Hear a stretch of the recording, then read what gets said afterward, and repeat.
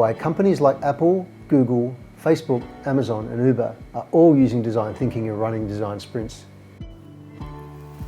Did you know design thinking is their de facto innovation process?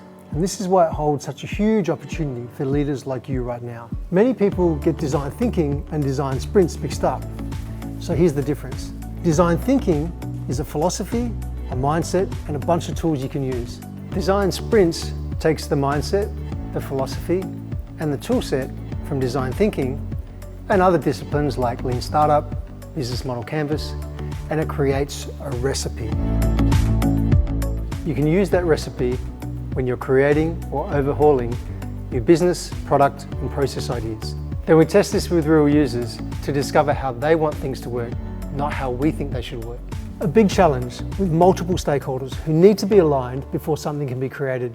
The creativity of the tool affords a very wide base of application across any organisation, not just products, services and processes.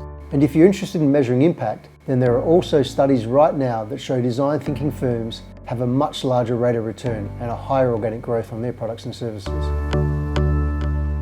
The value of design thinking and design sprints in any organisation is critical, especially when facing the uncertainty of disruptive innovations that serve to erode your market share. It becomes the critical toolkit to navigate the alternative responses to any given challenge. So if you're a leader interested in strategic innovation, or if you're a student or designer interested in learning how to innovate with speed and simplicity, or if you're a startup learning to discover the opportunity and value in the marketplace, then this is for you. So click on the link and register for our Leap of Faith Design Thinking Workshop.